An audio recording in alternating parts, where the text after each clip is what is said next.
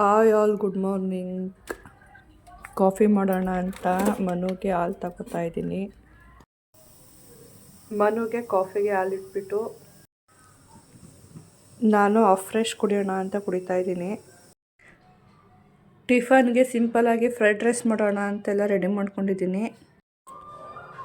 First oil ಹಾಕ್ಕೊಂಡು ಕಾಯ್ದ ನಂತರ ಬೆಳ್ಳುಳ್ಳಿ, ಕರಿಬೇವು ಹಾಕೋದ್ರಿಂದ ಸ್ವಲ್ಪ ಟೇಸ್ಟ್ ಚೆನ್ನಾಗಿರುತ್ತೆ ಅಂತ ಸ್ವಲ್ಪ ಫ್ರೈ ಮಾಡಿಕೊಂಡು ಹೆಚ್ಚಿಟ್ಕೊಂಡಿರೋಂಥ ತರಕಾರಿ ಆ್ಯಡ್ ಮಾಡ್ಕೊತೀನಿ. ನಮಗೆ ಯಾವ ತರಕಾರಿ ಇಷ್ಟ ಅದನ್ನು ನಾವು ಹಾಕ್ಕೊಬೋದು. ನಾನಿಲ್ಲಿ ಬೀನ್ಸ್ ಮತ್ತು ಕ್ಯಾರೆಟ್ ಹಾಕ್ಕೊತಿದ್ದೀನಿ.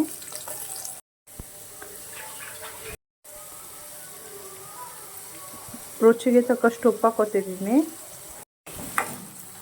ಮೊದಲೇ ಉಪ್ಪು ಹಾಕೋದ್ರಿಂದ ತರಕಾರಿ ಬೇಗ ಬೇಯುತ್ತೆ. ನಾನು ತರಕಾರಿ ಸ್ವಲ್ಪ ಬೆಂದಮೇಲೆ ಈರುಳ್ಳಿ ಹಾಕ್ಕೊತಿದ್ದೀನಿ.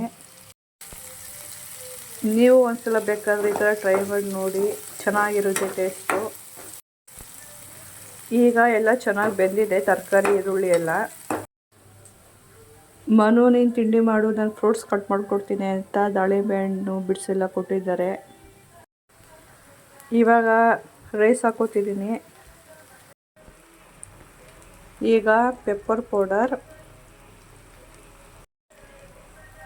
ಸೋಯಾ ಸಾಸ್, ನಮಗೆ ಖಾರಕ್ಕೆ ತಕ್ಕಷ್ಟು ಚಿಲ್ಲಿ ಪೌಡರ್.